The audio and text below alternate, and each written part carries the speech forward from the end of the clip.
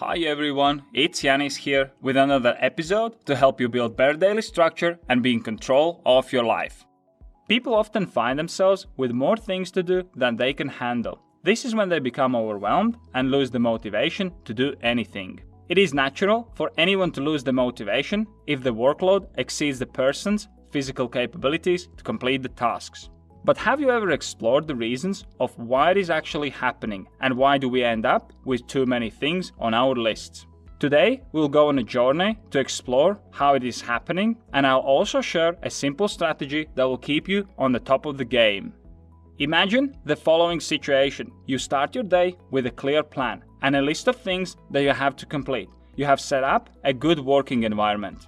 And you also make sure that there is no distractions around you. So you switch off your phone and leave it in another room, as well as block your email so you don't get interrupted. Everything seems to be perfect and there is no reason why you shouldn't be able to complete the things that you plan to do. So you look at the list and there are 4 items on it. Write a blog post, prepare ad banner draft, test landing page, order new headphones. Seems like a reasonable list to deal with, and full of motivation, you pick up the first item on the list. As you start writing your blog post, you realize that this is the last topic to write about. So you add little task number 5 on your list to come up with a few more topic ideas for your blog to write about. Then, halfway through the blog post, you remember that you need to think about the present to your parents. That should be easy, as you already have a task to order headphones. So you add present for parents to your list. This becomes item number 6 on your list and you carry on with your writing. Towards the end of your blog post writing, you get a bit hungry, so you decide to make a coffee and sandwich. That's when you realize that you will need to run to the shop later as you don't have any milk. Again, shopping gets added to your growing list. Then you finish your blog post and you feel a little bit exhausted as it took more energy than expected. So instead of starting with the second item on the list, you jump to something easier, like ordering a headphones or searching for parents' present. While shopping online, you get distracted, and instead of just getting things that you need, you also start to think about things that you would like to get. And you end up with only getting your headphones and not finding the present for parents. After you're done with the shopping, you feel completely exhausted, as shopping is always using a lot of your energy, even doing it online. That's because you always have to resist the temptation not to add things that you would like to have into your shopping basket.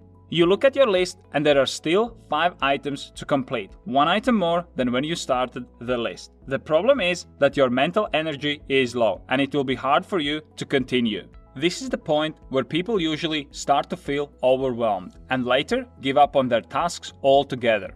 So what happened? I guess it's easy to see in the video, as the person was continuously adding more and more items on their existing list and making it longer and longer.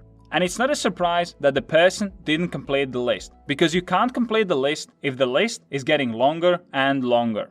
And we all are making this mistake by thinking, oh, it's just a quick thing and I'll add it to my list, because in the end, we always lose. That is why you need a strategy that will fix this issue. This little used strategy is called side notes, and I have been using them for the last 9 months. Here is how it works. First, you need to prepare an environment. So basically, next to your current tasks, you have to create a little area where you'll write side notes, or you can just use a sticky note and write them there. Then, throughout the day, as you bump into the new things that need to be looked at or done, you just add them to the side notes and not to your main list. Here is what you do with side notes. Once you complete your main tasks, that is when you take a look at your side notes. If you have any more energy left, then you can work on some of them. Some things might be bigger and you might want to reschedule them for upcoming days or weekend, or some things can be deleted. This is actually quite common for me. I would be in the middle of some other task when I come across new idea and I suddenly want to explore it.